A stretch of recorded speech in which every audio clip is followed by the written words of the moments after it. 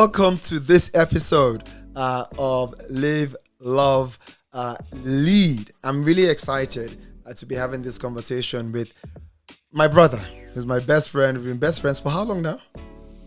I've lost track. We celebrated 20. We celebrated 20 years. Sometimes when people ask me and I try and think, I just say all my life. All my life, just exactly. It's difficult. It's over 30 years. We celebrated 20 years at some point. And so it's been a really great journey. And I've seen Tokunbo's life through this journey. So this is going to be the first of many conversations. But I want to give you a bit of context of the person that is sitting with me now. I'm going to be honest with you. His name is Tokunbo Adebiyi, but I call him Shoki. So everybody calls him Shoki, so I can't do different. His journey has been pretty phenomenal. He started off with nothing.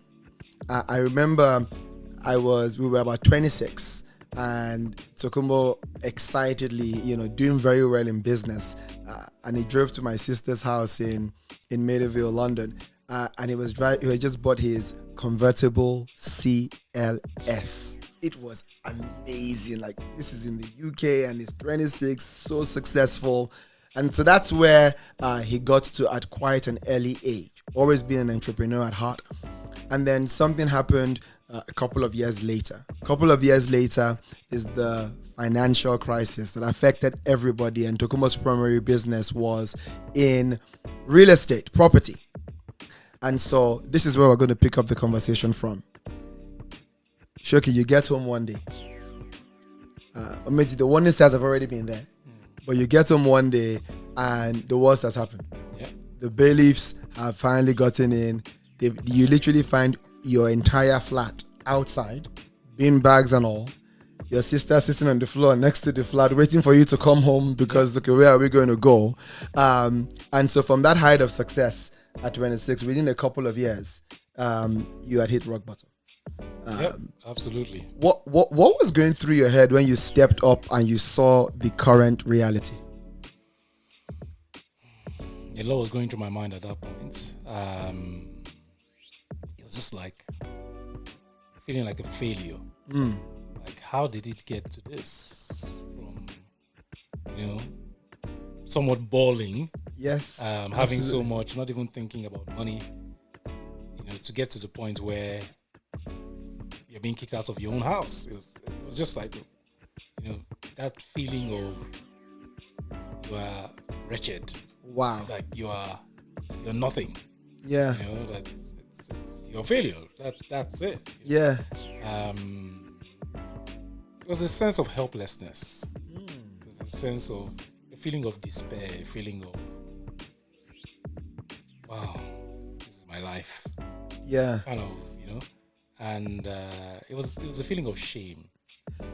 Talk more about that point in terms of, like, because I think shame is something that everybody can identify with, right? Some people may not have failed in quote, but everybody can identify with shame, and shame stops a lot of people from actually trying again, continuing. So just talk about that. What do you mean by shame, and how did you kind of how did you navigate that?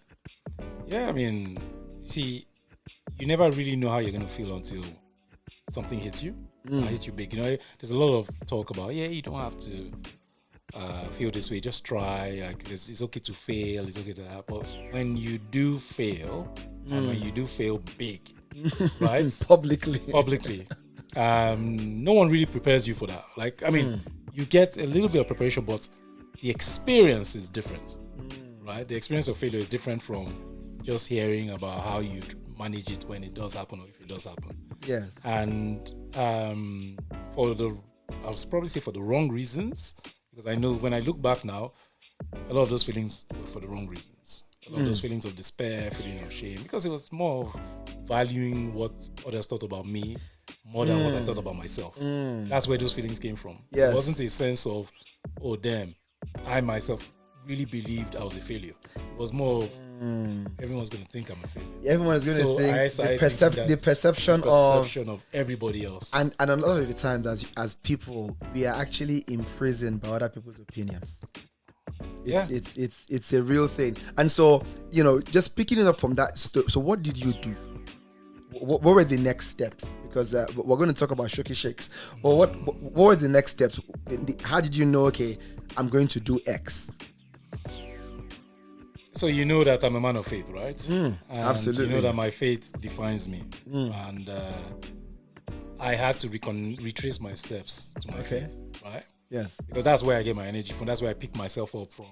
People who don't have faith, sometimes I wonder, you guys are super strong because I don't know how to do it. Because it's my only refuge. So I had to sort of reconnect with my faith to unlearn some things, unlearn these aspects of valuing what other people thought about more than what I felt about myself. Wow. Unlearn that and to reconnect with actually what God says about me, and to kind of rewrite that in my heart.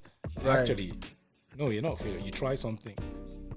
It was working for a bit, but sometimes it's not working. It could have blown, but it just didn't. So either way, you're still good, right? Yeah. You just pick up from where you've left off and start rebuilding again. Yes. It took some time to get there, because your mind plays tricks. Your mind messes with you, right? Yeah. You get there, you feel strong, then your mind will start messing with you, and you know who's behind it, right? Yes. I just don't want to get overly spiritual, but you know who's behind it. But your mind starts to mess with you and starts saying, "Look at you. Your mates are doing this.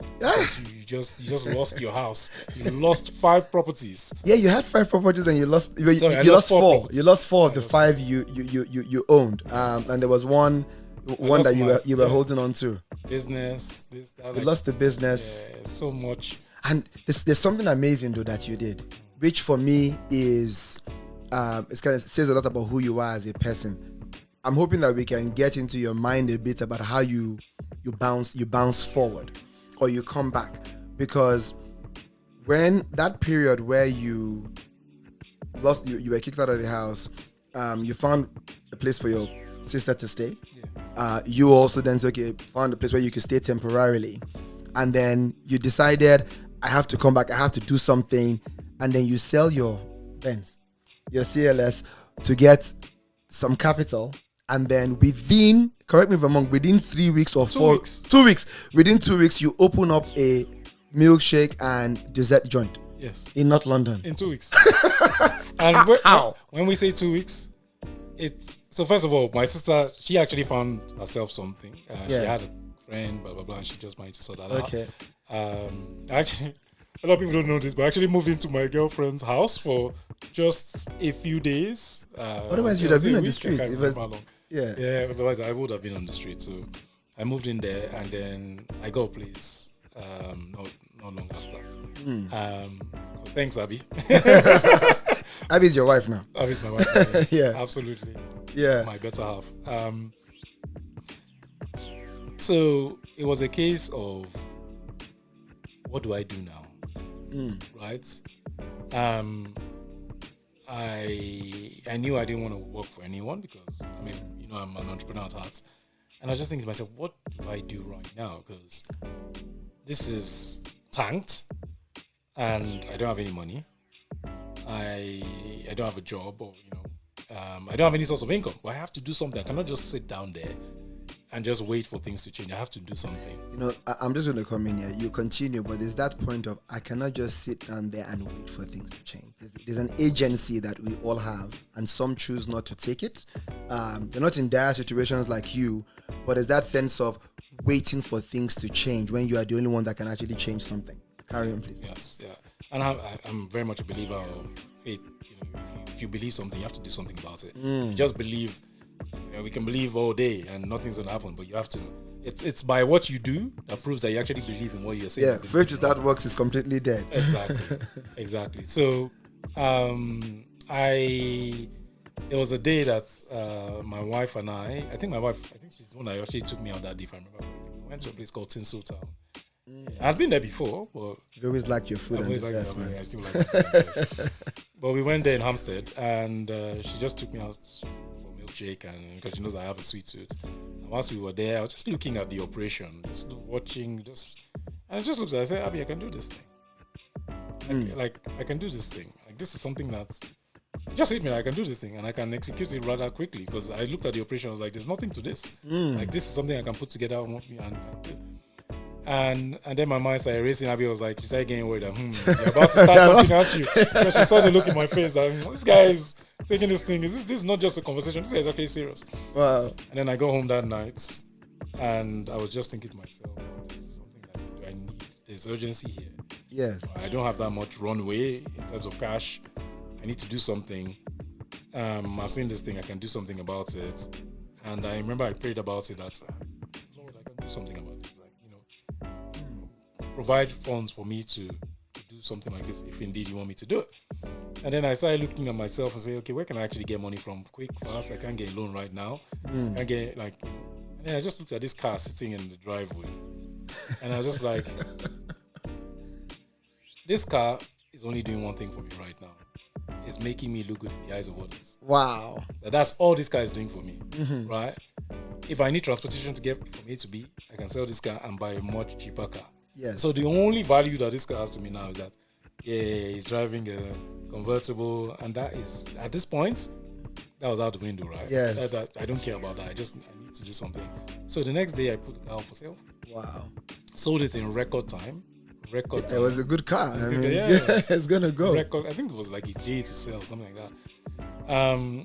Whilst I put it up for sale, I already started looking at shops in the area, looking for a place that could potentially work, as I viewing and stuff like this. Was all happening within like 24 hours. So exactly. I'm saying it like this was a month. No, this was happening 24, 48 live. hours. Things are moving. Things were moving. And then I found a shop. I knew that whatever I take now, there's an urgency to it, right?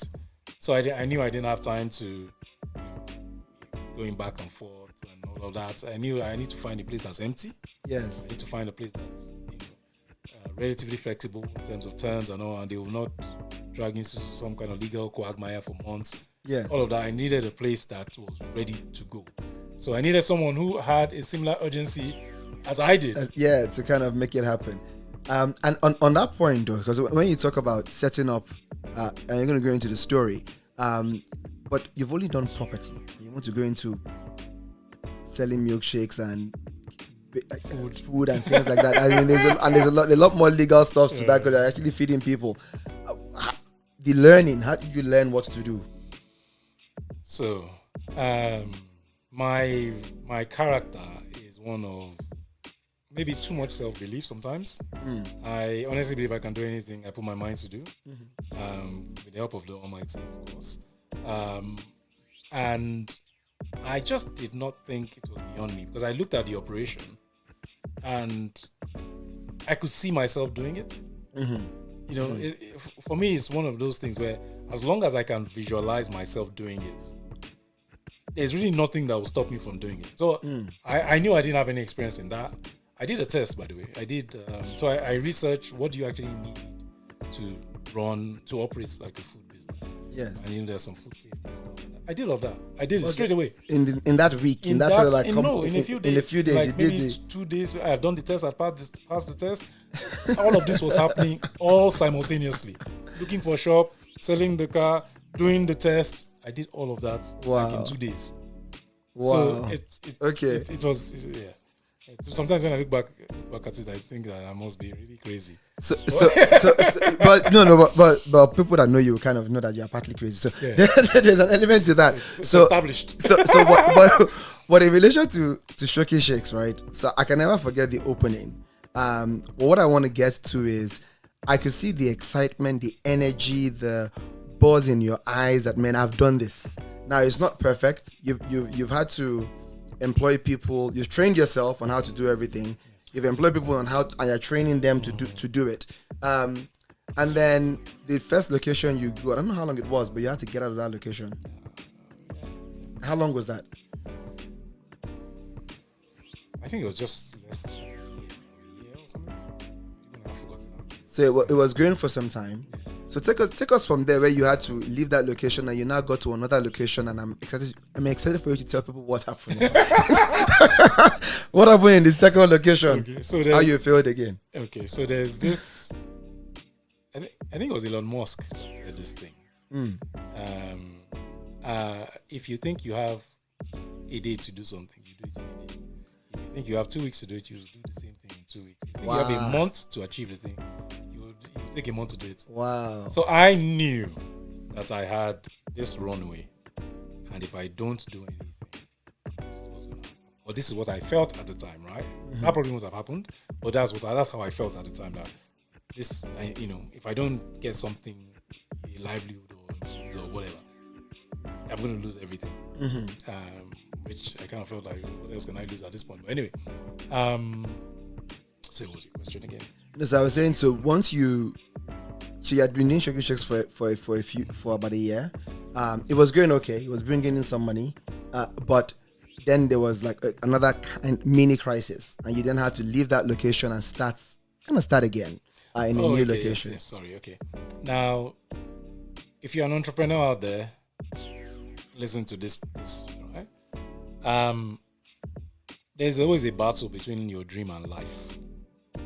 This is a constant battle, right? Life gets in the way of your dream because life is bills. Life is the reality on ground, right? You have to live. You have to get by, pay feed yourself. And there's your dream, which is where you're trying to get to. The two are hardly ever aligned at a particular point, right? It gets to a point where they are perfectly aligned. That is, you have enough, funds coming in. You can settle life, no problem in life, and you can just focus on your dream. But till you get to that point, it's a war between the two of them, right? Yeah. And I was at that point, right? Because you know that at that point I didn't have much going on. No. I just started this Shoki Shakes. It was doing well. People were coming in. It was booming at the time, right? And life started hitting me. So when I say life, I had to pay rent. Right? I couldn't live in we weren't married, so I couldn't live in her place. Yes. My wife now, my then girlfriend, now wife's place. Yeah. So there were bills to pay, there was rent to pay. So what was happening was that I had this initial pool of cash to set this place up. But I did not have cash to invest in the place. Right. To kind of keep it going and get it better and get it better and move it to the point it needed to get to. Absolutely. So what was then happening was that my only survival was from this thing that I had set up with the cash I had. The initial cash I used to set up. So I had to take from it.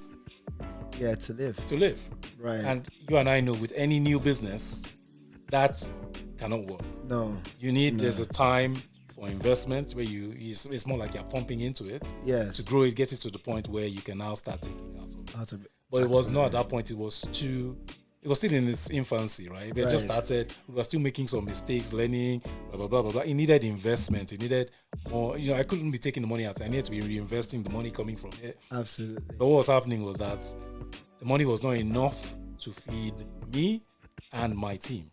Right. Okay. Right. I see. Okay. Yeah. So I then had to start taking money out of it, paying my staff, taking some for myself to survive, and that was killing the business. And there's a point here that I want to just highlight, which is about it's the title of my book, which is about counting the cost. Because oftentimes we when you go into business or any project you want to do, there's a period in time where it's not going to pay you. You're going to be investing in, and that could be years sometimes. Yeah. And at some point you'll be able to take out of it.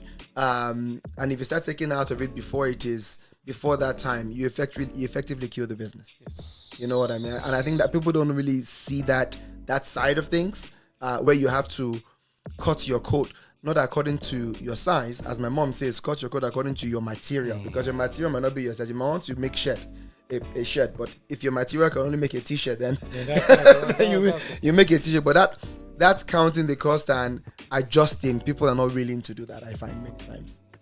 It's a very, very tough one. I feel the pain of people who are stuck in that quagmire, because I've been there.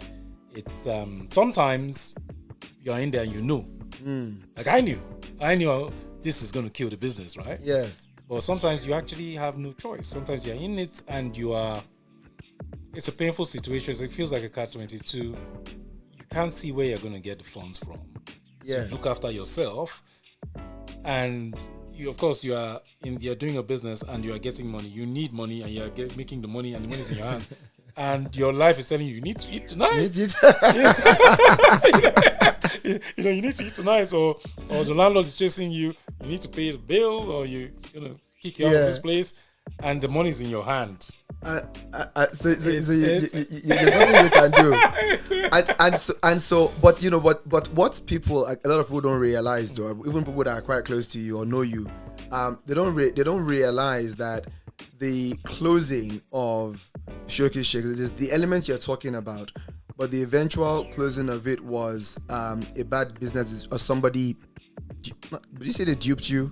Oh, so that's the second one. Yeah, that's the second one. The closing of the first one was due to this problem I just of cash. So I'll never forget the day we closed. Really? So I already saw it coming, because of course things weren't able to meet cash flow requirements to pay bills and all of that for the company and everything. And I'll never forget the day they switched off our energy. I don't understand. As in, I can't remember the company, whether it was EDF or one of these companies, or whatever company, whether it was British Gas, literally came and cut. They cut the energy, electricity to the shop. So things are melting. Things were melting. The shutter was half open. They cut the energy, and we were the only shop on the street with no power. With no light. With no power. People were wondering, what's going on? What's happening? Customers were coming in, and I was sat in my office thinking, God damn, it's happening again. It's happening again. Pardon my French. But that's how I felt at the time. So what are you thinking at this point? I was at that point I was thinking it's happening again. Again. I was thinking it's happening again. Why do I have to get to this point? Why? Why you? That I was fighting this thing. I tried. And prayed and God. But this is an interesting one, because you're a person of faith. Yeah. And you are committed. You're a Christian. You love God. He loves you, and all of these things are happening. Does that testing your relationship with Him? Yeah, it did. Absolutely did. It absolutely. I'm not going to sit down and tell you that I was just all happy with God. And no, I asked God serious questions. This is not what I read in your word. I've said if I believe, I do. I can't believe anymore. I've taken some serious steps in faith here. Out of what? What else do I need to do to show you that I believe? I'm praying about it. I'm working hard. I was there almost every day till like 10 p.m. from early in the morning. I was just going home to sleep, really. Yeah. So working hard was not the issue.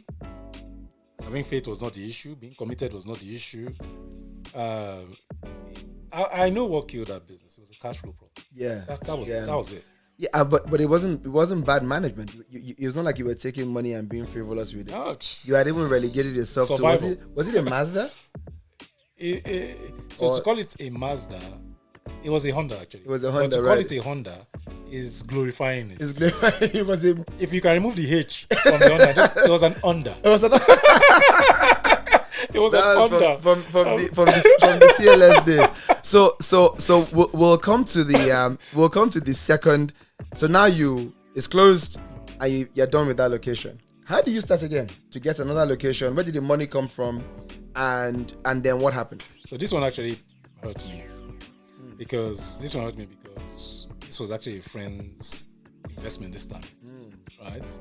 A friend loved what we were doing, right? And I told him about some of the issues we had, and he said, okay, he'll fund another one, right? Mm-hmm. But again, this is a lesson to entrepreneurs and business people, not just entrepreneurs, anyone who's about to take some serious decisions. When you're in that state of slight desperation, right, in terms of like where I was before I got the place, right? Yeah. You need to really check the decisions you're taking at that point, because you're not fully in a sound mind at that point, right? Right. There's something else that is pushing that decision, which is life, right. and desperation. So at that point, it's good to, if you have some good heads around you, to bounce ideas off some good heads and let them know, okay, this is what you're doing, whatever, just to check in with what you're doing, right? Yeah. Because at that point, I found myself back in that spot. Right. Okay. Right. I was basically back in that place again, where, okay, Shoki Shakes is now closed down. I have rent to pay. I have bills to pay. I need a source of livelihood. And then I luckily found an investor that said, okay, he will invest in me opening a new shop. It wasn't enough, like by any stretch. It was just bare bones. Yeah, bare bones to just get you started. Get me started. And then cash flow can start again. Yes. So at this point, I was desperate to find a location. Yes. Because again, is to find a location in that situation, it's actually quite difficult because now you're looking for a location that you can take very quickly. You don't have to be trapped in any kind of legal quagmire. Because legal stuff, once you get into legal, it can take months. Yeah. And all of that, right? So now you're in a hurry. Yeah. Which is not a good time to make a decision, I'll be honest with you. But I was in a hurry. Don't make a decision in a hurry. When you are desperate or in a hurry.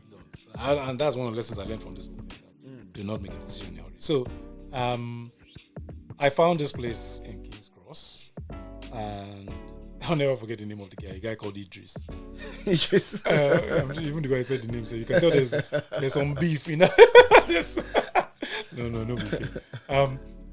And he told me he was trying to relocate abroad. He had a similar type of arrangement, but it wasn't a Shoki Shake style, but it was similar. And he was just looking for someone to take over on a little bit of a joint venture type of thing, where we could just take it over very quickly, rebrand it, do our own thing there, and we'll pay him a set amount of money every month. Right, yeah. So it sounded like a good deal. Location seemed alright. Went there, asked, was doing some research on the area, asked some of the neighbors some questions about footfall, this, that, sat in the place, watching people go by, just trying to understand the dynamics of the location. Do the necessary due diligence you have to do. Exactly. And I took the place. I just took the place. I said, okay, you know what, we'll start. Again, this was like that. Started like, I think this one was even maybe within a week or so. Within a week, right, started. Yes. I did a little bit of work to it, just a little bit of work. The same guys I did the first. Sorry, different guys came in and did the work. And we started. Now, within a few days of starting, yes, people started coming into the shop. Okay. To say, we're trying to tell you not to take this place. These are the same neighbors that I went to go and, when I was doing my research? Yes. The same neighbors I spoke to, asking questions, and they said, no, it's all good, take the place. Yeah. After taking the place, all of them started coming to meet me that, they were trying to warn me not to take the place, that this guy is a scammer. You're joking. That a number of people have come here, he's done this thing with people who tell you that he's trying to move, blah, blah, blah, blah, blah. That the landlord doesn't even know what he's doing, this, that. Why? So he will just take it. He will take the money, and then once things finish with you, he will go to the next person. Oh wow! Because he has the primary lease, and you are subletting. I was subletting for him. Gotcha. On kind of like a joint venture. Exactly. Yeah. We take control, and he. Yeah. And he wasn't paying the landlord. All of a sudden, the landlord came to the shop, said that he hadn't received rent, whilst we had given him money. Yes. No, we paid him. Yeah. And so all of this started transpiring, right? Wow. This is like within, so the people started coming to shop within a few days, and then within a few weeks, things started really escalating. Wow. Okay, this guy is not paying the rent. Right. The landlord can actually kick us out of this place. And you can't get a hold of him. No, we could get a hold of him. He was a scammer. Yeah. Right? Yeah. He'll give you some run around that. No, don't worry, it's all done. And blah, blah, blah. I spoke to the landlord today. I called the landlord. The landlord said, no. He's not agreed anything with him. Right. So it was all a bit funny. In fact, at some point, we now decided that, maybe we'll try and go into a direct deal with the landlord. Yes. Because this guy is clearly just trying to dupe us. The landlord sounded interested. Well, I don't even know. Like, he was such a sweet talker. He now went to the landlord. He destroyed my arrangement with the landlord. Oh my God. Going to another arrangement with the landlord. Then, defaulted on that arrangement with the landlord again. There was just so much. So how did this end? It ended with police coming to the shop. I can't remember that. So that was my Nigerian accent that just came out when I said police. But I love my Nigerian accent actually. Yeah. I'll say it again, police. So the popo was gone. So police came to the shop. Right. And this was me calling police Okay. because I got to the store one day. Oh, he stopped paying him, Okay. right? Because he wasn't paying the rent and everything. Right. So we just cut him off. We just stopped paying him. Right. And then he turned up one day. I got to the shop and to open, I saw someone else there running the shop. I don't understand. So you come to your shop Yes. that you've rented Yes. legally, Yes. and there's somebody else fully set up Someone doing there. their own business. And I saw the person that entered. I said, "What is going on?" He said that he just told him that, yeah, it's good. You should come and start selling. And was he selling He your was trading goods? with our stock, with our brand. He was selling with your brand. Our stock. You're joking. Yes. So it wasn't like he changed the name or anything. No, he just got in there, opened up, and started selling. Using the machines and everything. Everything was ours. So you called the police, and what did they do? So initially I told him to leave, that this is our stuff. And he said he wasn't leaving. And at that point, the aggravation was getting to the point of, okay, I need to hold myself here because this is about to get out of hand. And after some time, I just decided to call the police. I said, you know what, so that I don't find myself in a situation In the wrong place, exactly. I just called the police. And it's strange. The guy actually ended up getting deported. The guy that was in the shop was an illegal immigrant. Apparently. You're joking. Ended up getting deported. Oh my god. It was a terrible situation. Idris is messing people's It was a terrible situation. He just came that day. Okay. Police almost arrested him. Oh really? Police almost arrested him. Landlord got involved. And I just said, this is the drama here is too much. So that was the day we just closed down. We just took all our things that day. We stripped the place like bare bones. We stripped everything off. We took everything that we owned. And that was the end of Trade. So you've lost the property business because of the financial crisis. Yeah. It was doing quite well. You start Shakes 1 and cash flow problem is done. Right? They come and they turn the electricity. Then you start again, right? Because you have to do something. Yeah. And you start again because of legal problems, a scammer, wrong choice made desperately, and it's ending again. Yeah. Now before we go into starting again, how do you motivate yourself? Because you've been lit. This is a beating. Single battery. So There were batteries before this, by the way. Yeah, there were. When you started at that point. So we took it from that point. In a different episode, we're going to go. There's some previous batteries. We're going to go back to some batteries. Like You know, can you? I have to tell you. Can you remember this day where it's about looking for a quick deal? I think we learned this one. The most expensive Coke bottles we ever bought. So me and Shoki, you come to my A level. I'm doing A levels. You've come or walking down the street, and some guys from, I won't call what part of the world, so I don't label them, but they come and they show us laptops, phones. This was the time when they were doing, was it Motorola's or Nokia's? But one of those ones. And they showed us the phones, everything, and it was like, you can get this for like what, 400 or was it? It must have been less than that at that time. 200 and something or something, Yeah. between 200 and 300 pounds. Anyway, and we're like, wow, this is a good deal. And then we get into their car, don't we? Yeah. We drive to Sainsbury's or something. You get the cash. To get to ATM. Yeah, you get to the ATM. You get the cash. They bring us back. We open the door. They let us out, and then they give us the bag and speed off. And once they speed off, and you're holding your new purchase, my new laptop, new laptop and phone. Rather, a laptop bag with 2 bottles of. It wasn't even Coke. It was cola. It was cola. They couldn't even give us the real thing. It was cool. Yeah. That was the most expensive. But guess what? We drank it. We drank it. But I mean, there are life lessons there, right? Yes. And this is to all the young guys coming up who might find themselves in that situation. Yeah. If anything seems too good to be true, it is probably too good to be true. That's one key thing we've learned from that. Yeah, and not just young guys, grown-ups. Anybody. I mean, I've fallen for stuff like that even after that. Where someone's presenting something to you and it just seems too good to be true, or you just think, let's just try it. Yeah. Right? And then you try it and like, oh damn, how could I fall for this again? Like, I know better. So back to this question of motivation. In the time we have left, how do you motivate yourself? I mean, those are three, and there are many more we can share, but those are three instances that clear people completely. So how do you motivate yourself? I believe I cannot fail. Okay. I don't know why. I just believe I cannot fail.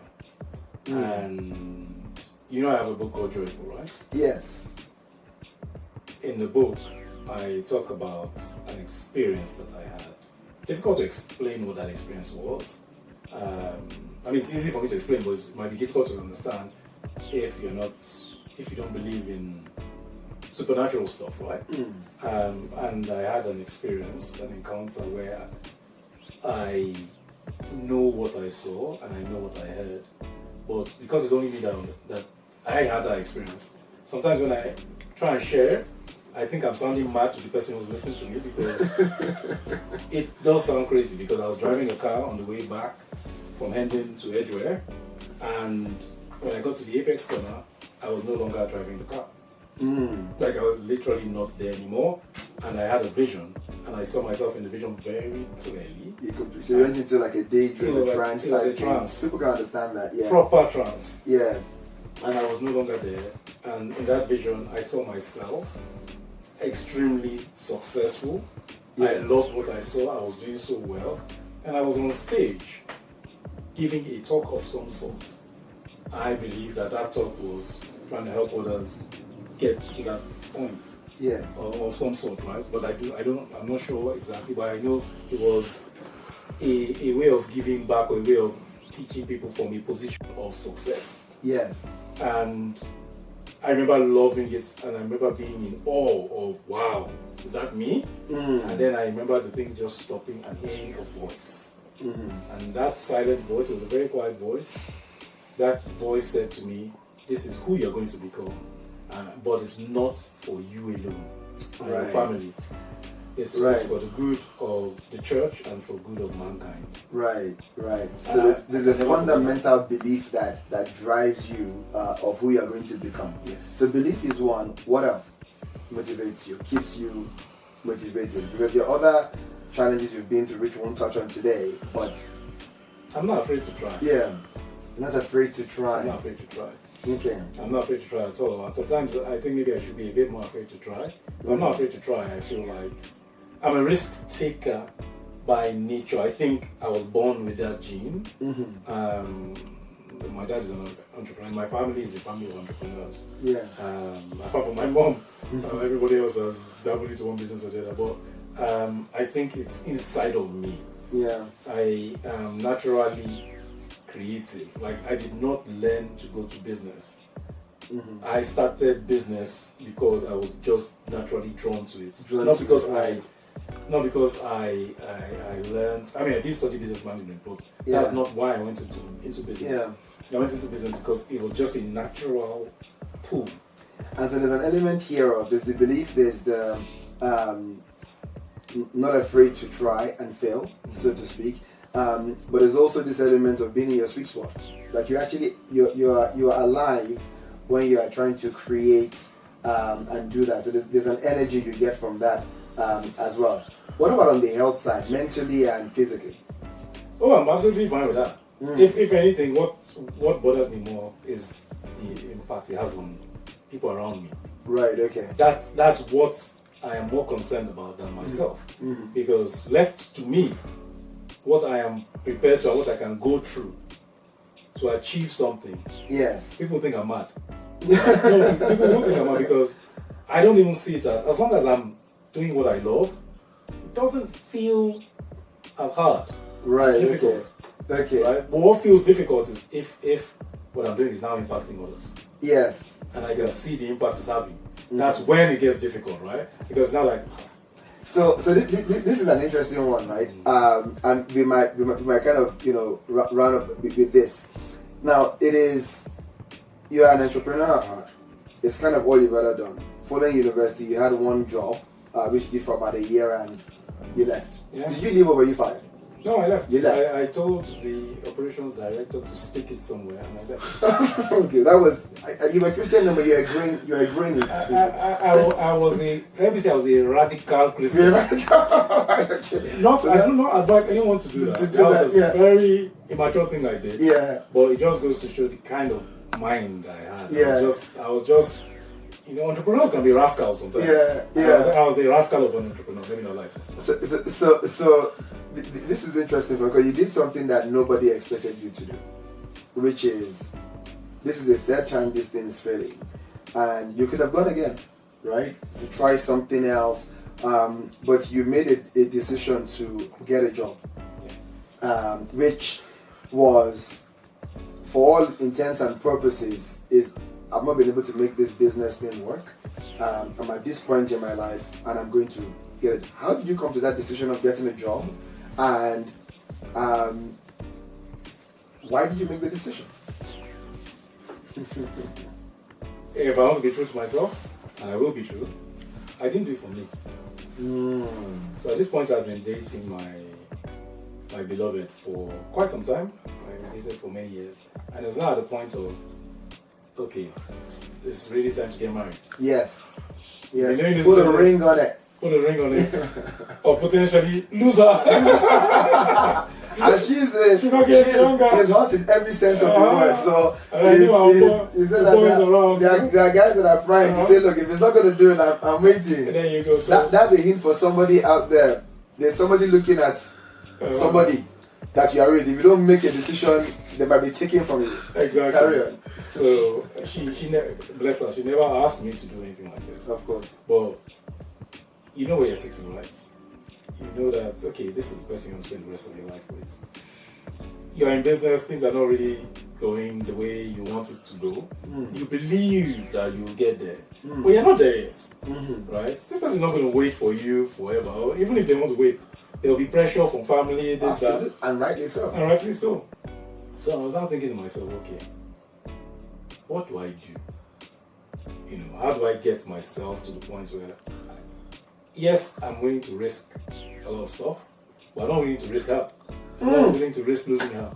Right? So you can lose everything, but this one I'm not going to be able to lose. You can kill me on this journey to getting where I need to get to, right? I'll go to heaven anyway, so I'll be fine. Yes. Right? So heads or tails, I win. But this is one area that I'm not prepared to lose this. So I'm very strange. And I think I said this thing to you the other day, that I am an extreme, some people will class me as an extreme risk taker. However, what people don't know about me is that there are some things that I don't take a risk with at all. And when you hear me talk in that area, you'll be wondering, is this the same person? Because I'm supposed to be a risk taker, but with certain things I don't even like. The slightest risk I don't want. And one of them is my family. Right? That's one area that is like, if something is affecting her too much, it's becoming a problem for me. Right. So this was one area. Right? This is now, okay, my beloved.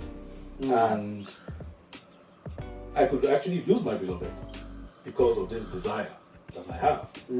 So I decided that, okay, you know what, I'm going to park this desire. Park it. Not bury it. Nah, there's a difference. There's a difference between packing and burying. The desire is too strong in me. A lot of people have buried desires, and don't bury it, pack it, carry on. Yeah, I think killing the desire is killing me.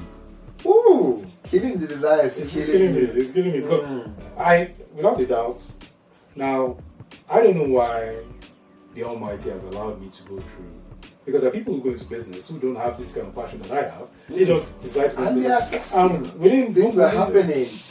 But I have learned to understand myself and understand the journey. Yes. Don't worry about that. When you get there, you understand why you went through all this. Absolutely. Right? Absolutely. Your journey is different. Absolutely. Everybody's journey is different. I'm going through everything I've gone through. And part of it might be because of my rascality. So by the time you've been knocked up, down, you've made some bad decisions, blah, blah, blah, maybe you had to make those bad decisions and suffer for it. Yeah. So that you now understand. And I think that there are two things that come out from me. One is character is only ever built under fire. Right? Like gold is purified not in a nice climate. It goes through fire for it to be purified. And I think there's an element of that we are being built for something. So foundations have to be built. And I also think that the level of success you have and are going to have, there's a humility that comes only through pain and process. Yes. So the truth of the matter is, there's you've been so beaten that you're humble. I'm bruised. I'm totally You've been so beaten that you're actually you've never been a proud person. That's the truth. But also the experiences you've gone through, I'm cool. They're calm. They're calm. So I think that there are two things to draw out as to why sometimes we go through the things we go through. Absolutely. It's weird, but when I'm out of it, when I look back, I actually thank God I went through it. Why? Because I feel it's making me who I am. And as you said, I know without any shadow of doubt, it's really weird how confident I am about this, given where I am right now. And I'm not in a bad place, but given where I am in relation to where I'm trying to get to, exactly. I honestly believe 100% that where I am going, that even I will be surprised by it. And when I say where I'm going, it's really where God is taking me, because I don't know how to get there. This is true. People will be there by now. We're eager to succeed. But I have seen it. Right? I already seen it. And the fact that I have seen it, I know I'm going to get there. Yeah. Right? I feel I particularly need a bit of a beating. I know you're a very strong guy, but you've not had a bit of a beating. You've been beaten. It's not a bit of a beating. So if I'm drawing something, because if I'm drawing something from what you're saying, the decision to go into the job market and get a job and kind of re-strategize was saying to yourself, I cannot lose Abby. Yes. How about you sit down, have a conversation with your dad and say, we're trying to do this and nothing. I'm broke. I failed 3 times. I failed 3 times, but I'm going to just keep on trying to make it happen. Yeah, 3 times. Actually, there was actually all of our students. People are not going to be able to understand when I talk about this is a global audience, but you've been at such a low point, Shoki, where you were eating cassava flakes, what we call eba in Nigeria, and you were eating it with soup. I love the way you call it cassava. Cassava flakes. Yeah. It sounds so posh. Yeah. Cassava flakes. It's called eba. You kind of like it's like making oats. You mold it. Some people call it poor man's food. Poor man's food. Yeah. Context. And you eat it with soup. Yeah. And the different kinds of soups in Nigeria, we'll call it egusi. And usually you would have fish, or you would have meat. Those are the kind of things that you eat with them. But in your case, let's say ours. But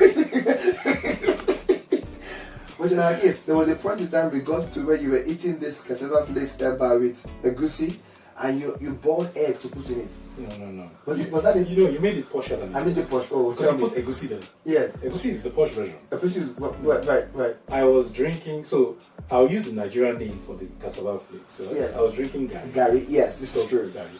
Yes. I was drinking gari, and I had it with a boiled egg. Right? Now that is an abomination of It is an abomination of a combination. The reason you are doing that is because you don't have soup to make because gari you can make it to eba. So you don't have soup.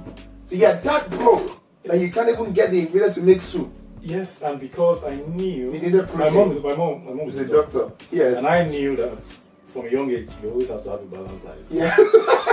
So you cannot have cassava is carbohydrate, pure carbs with sugar. So you have to have without protein. Just boiled egg. So it's like there was no protein. But I have this, pack of eggs. Oh my days. So I had one for. I just had it with baked beans, but we just. Baked beans, God. So sometimes I feel like this is not going to leave me. It cannot leave you. We have to go there. Well, it's okay. So I want us to talk about two things, which is I want us to bring you going back into the job market is a very important point because you use the experiences you've had in running a business, in being an entrepreneur, and you're able to step into business consulting, business analysis type roles, and become quite successful. Yes, running some major programs. Yes, right. Yes. And so just talk us through that process of reinventing yourself, and then going into the job market. How long were you in the job market for? And then we'll take it from there. Absolutely. So I was a contractor, a consultant, whatever term you want to use. I did courses and it was always strange because every time I did a course, it would be like, this is what I'm doing.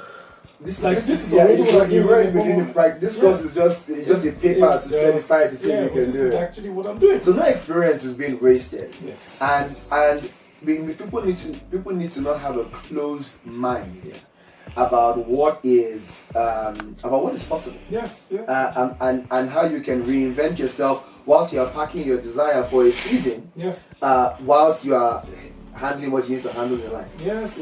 I did courses because I always believe having certificates are good. I think it helps to give you a bit of an edge. So I did some courses, got certified in a number of areas, and I went out into the job market. And for me, I always say it's all about landing the interview, right? Because I looked at it as a numbers game. Right. The more you apply, the more interviews you get, the more you get the work, right? So it's very practical. That's how I look at it. So you're not afraid. You've already feel so rejection is nothing to you now. If they say no, come on, this the so next. The more you apply, the more interviews you get. The more interviews you get, the better you become, and then you higher the chances of getting a job. Exactly. Carry on. And you'll find that the more interviews you get, you will land a job. You will land a job. I'm telling you, it's just a matter of time. It's just a matter of time. The more, as long as you can land the interviews, you will land the job.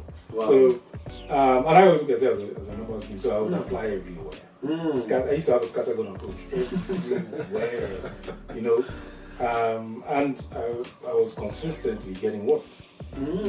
Consistently, I'm being paid a lot of money. Look, to be honest with you, how successful you became consulting. There was the element of thinking, this entrepreneurship thing, should you really have been doing because you were successful.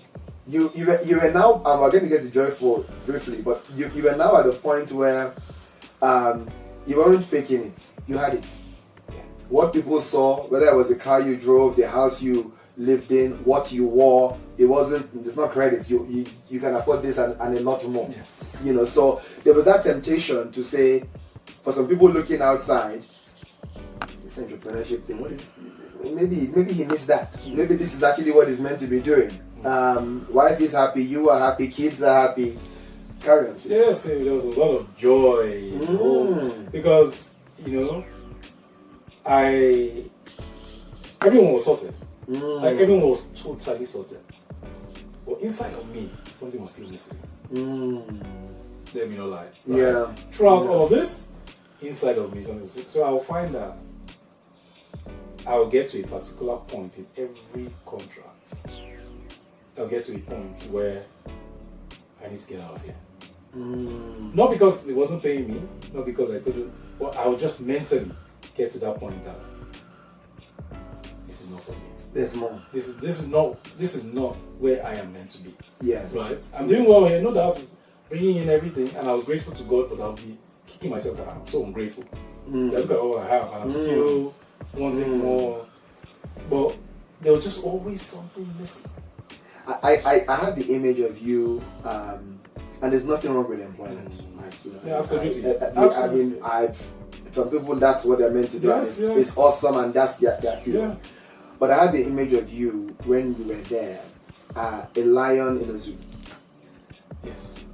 The lion, I mean, in the zoo, you can still walk around, you get food, everything, but it's like, I want to hunt myself, I want to catch it, I want to draw, that's the image I kind of get. I felt that every role I would start off really well, and then after some time, my frustration would start to show. Right? You start to know that this guy is really not meant to be. It's not meant to be in this. Because there's something else. I could never bring myself to play the games that you normally play to get ahead because I was not interested. You were not interested, and I guess this speaks to whether it's business, whether you're in a corporate, whatever it is you're doing. is this really book one about knowing yourself, knowing what you can or cannot do, because in knowing yourself and accepting yourself, you're able to then say, actually, I don't know, there's something else. So how long were you in the job market? Were you contracting and consulting for? Yes. I mean, that's when I wrote Joyful. We'll talk about it. It was about a decade, wasn't it? Yeah, it was about 10 years. About 10 years. And along that side, the job was, you were doing the jobs for sure, but you also had the property business again. Yes. You didn't learn the first time. You didn't. You know, I just do it again. I don't know, my stubbornness. The beating wasn't enough. My stubbornness sometimes. Because the reason I bring it up is because you're doing it. You hire a manager. Yeah. Because you're working full time. Yeah. And then if you're not there day by day doing it, and you rely solely on a manager who, as we know, sometimes was dodgy, it was a tough one. Well, that's what I'm saying. It's the battle within. Because as I said to you, I knew this was not me. I felt like I was in prison. Right. That's exactly the word. I felt like I was in jail. Because, when you're doing something because you have responsibilities, but you're not doing something you actually need to do. It's not even what you want to do, it's like you need to do it. But you can't do it because of your responsibilities. So it felt like... We both reference Joyful as a philosophy, a way of life. So talk to us about Joyful, the book, and the philosophy behind Joyful, and how you got to that philosophy and how that continues to guide you as a person now. Sure. That was to remove the God element of that. No, please go for it. Would be like, I don't even know. It's like taking the mother out of the birth of a child. Yeah, wow, that's deep. Taking the mother out of the birth of a child. It was all God, and it's God, and I'm going to zone into that for sure. But the beautiful thing, just like the Bible, the actual philosophy is life. This is the best way to live. It's God, and I'm going to zone into that for sure. But the beautiful thing, just like the Bible, the actual philosophy is life. This is the best way to live. You know what I mean? Like you know what it's like? We read loads of books. How many books have I read? And I'm thinking, they've just resaid it, but this is exactly what the Bible says. Yeah. This is precisely what the Bible, even success and saving money and financial principles for financially building wealth, it's all principles of the Bible. I mean, it's all clear. Yeah. I mean, first of all, I'm not a writer. I can guarantee you. I know you're not here, right? This is one of the miracles of Joyful. Yeah, actually, I was with you in secondary school. I'm aware that even till today, we, out of with the help of ChatGPT and Grammarly and all these things, we're able to do things. Being not a writer is guaranteed. Yes, I'm not a writer by any stretch. I'm not that way inclined. And even writing a book, it wasn't on my bucket list of things that I said I have to do or whatever. So it just hit me one day. So I got to a place of peace, inner peace in my life, and I could not explain that peace because I'm Christian. I've always been Christian. I've always believed in God, and all that. But I got to a particular place of peace. Like, even as much as I knew, okay, maybe I'm not doing what I should be doing or whatever, but I got to a place of, it's okay, you get there. Don't rush, just take your time, you'll get it. So I really got to a place of inner peace. And at that point, I would say, if I look back on my life, that was probably been the sweetest spot of life to date. That place I was in. At that point, nothing mattered. Nothing mattered but what really mattered. Nothing mattered but what really mattered, God, my wife, children, friends, family. I didn't care about flossing or getting anybody's opinion. Just my friends come around, go to their house, visit them, eat, being charitable, giving, Like that was what. And the things you're saying are the things that you don't need lots of money for. They don't need a lot of money. You know, they are, you can be earning okay and enjoy all this. You know, I was cracking a joke the other day about how my son has so many gifts, right? So many toys, and what he wants to play with is the empty bottle of water. Like that's if the colorful things are all over the floor, but it's just that bottle of water that's empty, that plastic and holding it, and that's what he wants to play with. I'm just thinking we should learn from children. Yes. All these other shiny things. This cost that. Doesn't care about just a bottle. Yeah. Yes, and there's a lot of lessons in that, right? So I got to this place and I heard within my spirit that I needed to write this. That I needed to write. I mean, I'm not a teacher or anything like that. I'm just me, right? Well, you are the vision you saw. Carry on. Oh yeah. Not yet. Not yet. And I kind of said to God that if I'm going to write this, you are going to write this, not me. That I will yield myself to write this book. But I don't. First of all, how old am I? I'm not experienced enough. I didn't feel experienced enough to be teaching people about life. Like I felt like for me to write such a book, I need to be maybe in my 60s or something like that. Then I can say, okay, I've been through enough about life, right? Yeah. Well, I was in my 30s.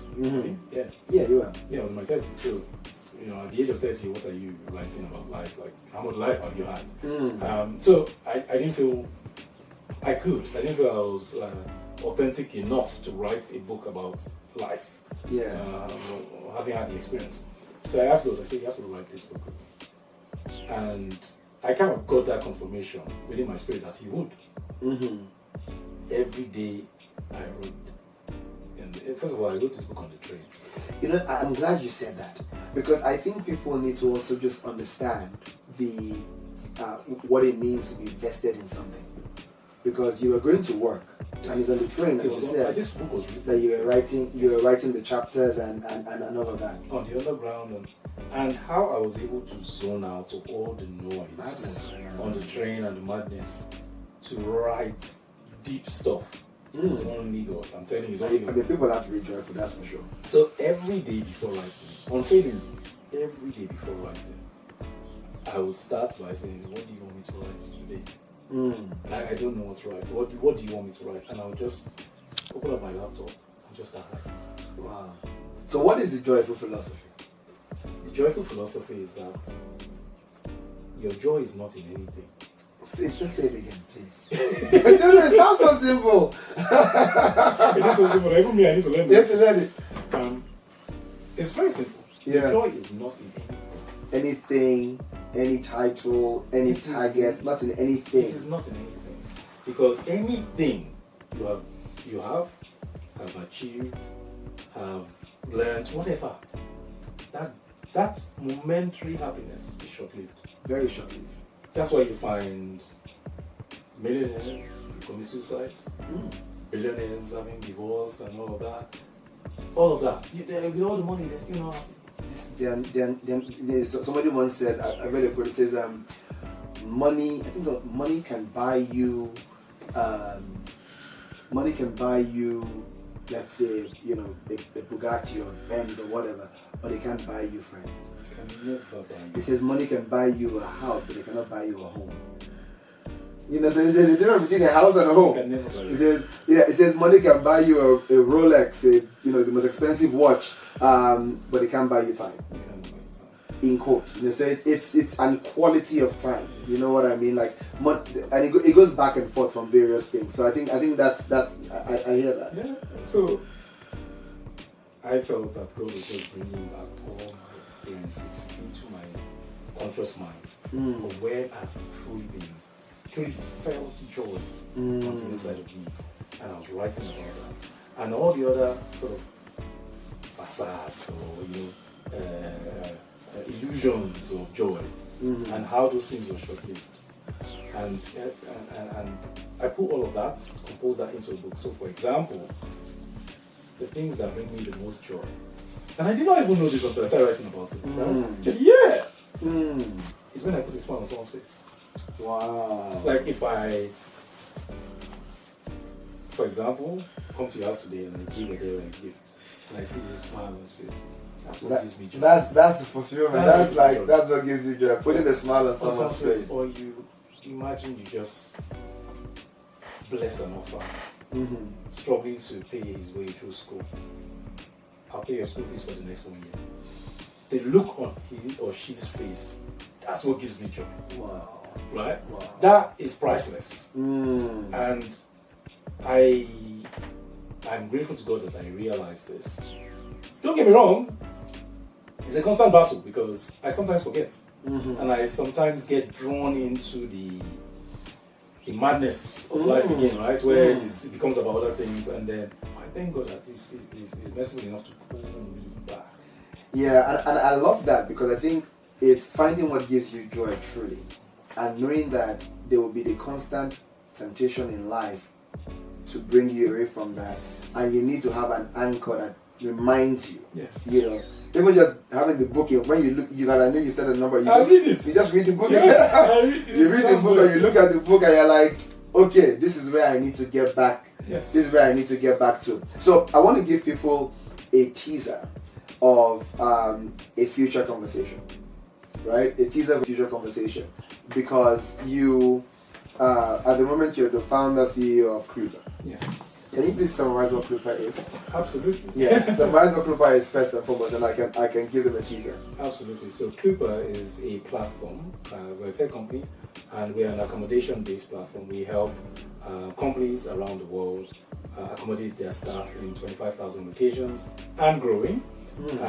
We do this by helping them be more conscious and helping them also do something good in the world, right? So not only are you accommodating your team members, but you're also feeding someone in need with every single booking. You're planting a tree with every single booking. So in addition to achieving that goal, you're actually leaving a mark, which also goes back to my life philosophy of the whole joyful thing and everything, where you're doing something good whilst going about your day-to-day lives. Amazing. So I love it, and I'm totally vested in Krupa. You are invested and invested. I'm vested and invested. Vested and invested. So, but I will ask you this question. Running we're going to talk about the journey of Krupa and story of Krupa maybe next time. Because whilst you were working, you set up Krupa. Yes. Right? You got investment, and then at some point you took the plunge. Yes. You raised, first round of funding quite successfully, and Krupa has been going through that journey. Yes. And some really good successes to share. My question for you though is, as a leader, how are you able to inspire and motivate people to get behind a vision, your vision, and because the people are vested, but obviously as with anything in a startup and growing, you can't incentivize with cash. Yes. You know what I mean? And quite frankly, there's only so many, amount of equity you can offer. So equity is a form of cash nonetheless.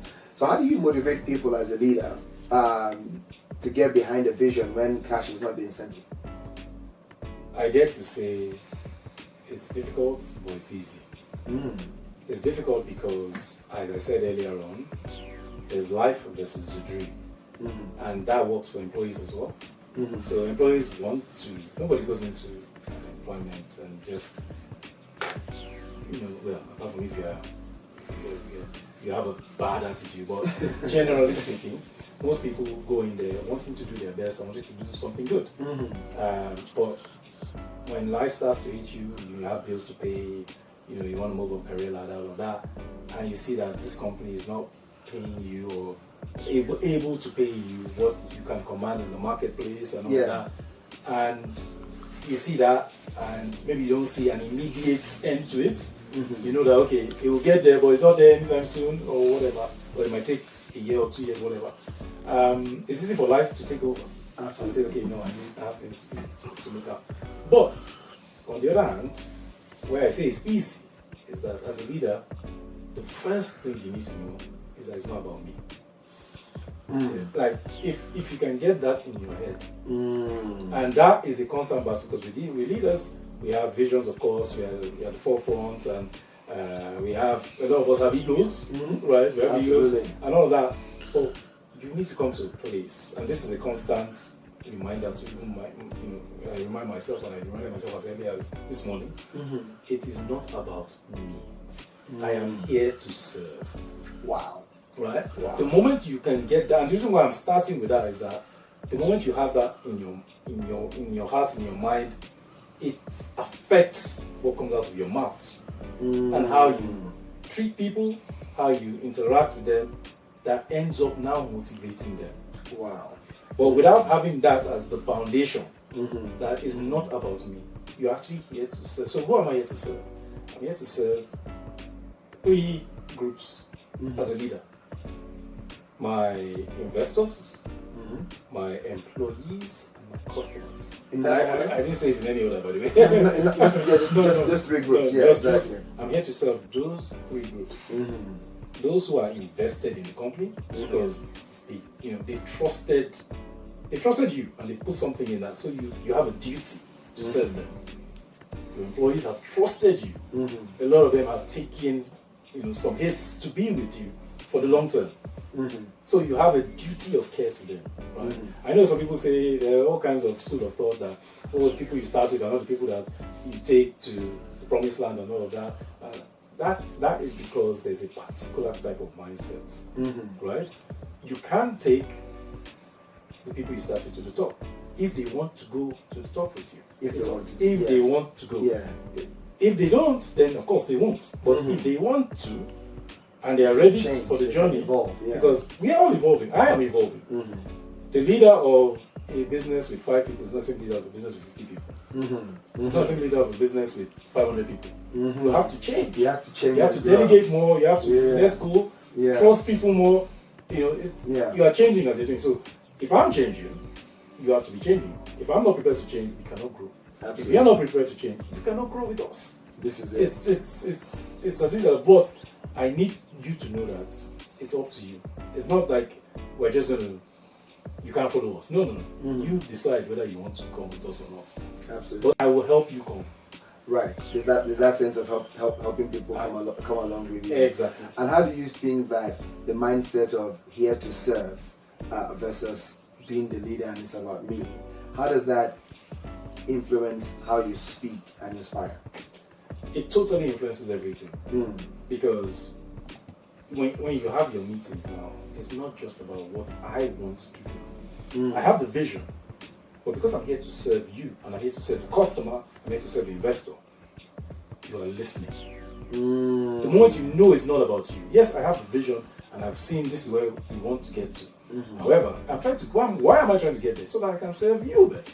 I serve more of you, right? So I can have more employees who are being looked after, cared for, more customers to serve. But I cannot serve you if I don't understand you. And is that someone have it seek first to understand before being understood? Exactly. I summarize. And Krupa is a tri-breed. When I say tri-breed, we are hospitality, we are property, and we are technology. Right. So it's a tri-breed, right? The hospitality side of it is key. It's interesting because this goes back to all my life, right? Because I was born into a family where my dad owned a hotel, hospitality. I studied business management and IT, that's technology, and the businesses that I did, and about property. So it's all coming together. It's all coming together in Klupa. Exactly. It's all coming. It's all the experience coming together into one business. One thing. Amazing. And hospitality is all about how you make people feel. That's the definition of hospitality. It's not about. People think hospitality is 5-star. No, it's not 5-star. You could be in a 3-star hotel that has a higher level of hospitality than in a 5-star hotel. Yeah. Because hospitality is how you make people feel. How people when they leave you, how have they felt? Yeah. No, I totally get that. We're going to wrap up, and I'm going to do some quick fire questions. Sure. Right. To wrap up, and we're going to pick up in another episode on the story and journey of Klupa so far. So, quick fire question: what's your favorite meal? That is a difficult one because it changes as I go along. But I love Thai food, so a nice curry. I love curry. A nice curry. Nice and you like green spice, curry. don't you? Yes. You like spice Yes. more than me, that's for sure. Number 2, aside the Bible, your favorite book that has impacted you the most?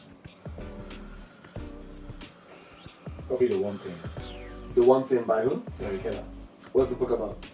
The One Thing. The One Thing. It's a book about focus. About focus. Yes, because as an entrepreneur, and the way I'm aligned, it's easy to lose focus because we're always doing stuff. It's easy to. But then he talks about there's one thing you do that is so important and so impactful that it makes every other thing either easier or unnecessary.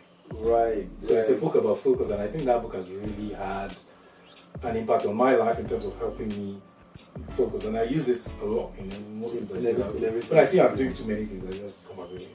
What's that one thing that I should be doing right now? Yeah. That would make the most impact, and I focus on that. 2 more. As a leader, I know you control yourself. What frustrates you the most? That's a deep one because a lot of things frustrates me. But I would say the thing that frustrates me the most is watching my people suffer and not being in a position yet to stop the suffering.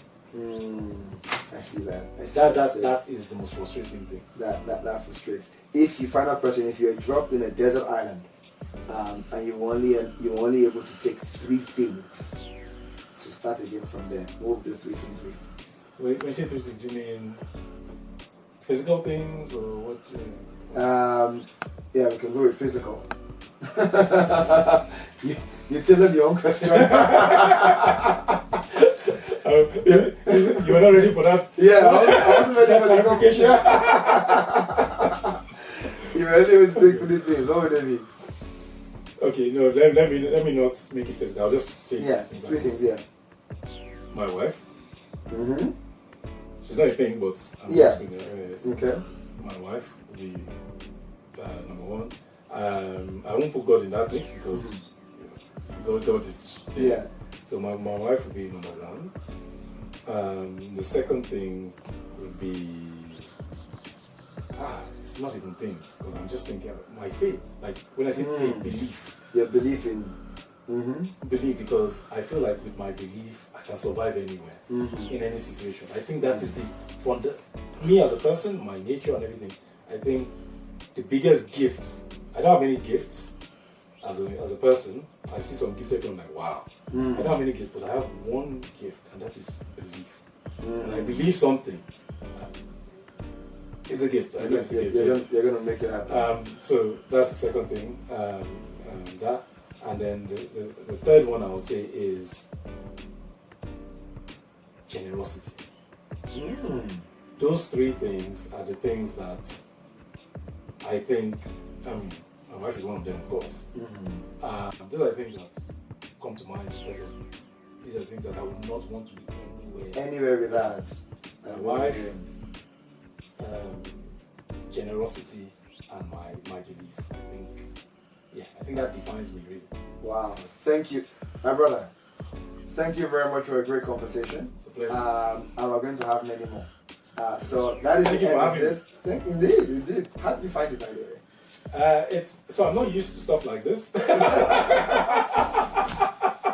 So when I have conversations, I normally have it without a mic, right? I'm more,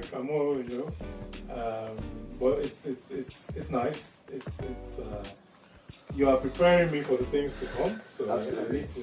Change is a constant, and I think it's a wonderful thing you're doing. Yeah. I think this podcast is the beginning of many great things. In fact, it's not the beginning because I think you are now at a different stage. Yes. The beginning has passed. That's passed for a while now. Yeah, what we call, you're no longer a startup, you're now a scale up. It's scale up, exactly. So, this is part of the scaling thing, and I think this is amazing what you're doing. I think lives are being touched here. And it's good that we can be real. This is it. These conversations we're having, it's not, you probably heard me at my lowest of points. And it is to instill something in others who may be going through something and thinking, actually, I'm really bad, or I'm crap. I'm at the bottom of the ladder. I'm this, I'm that. Or believe in yourself. We've been there. Yeah. And we've not just been there once. We've been up, down.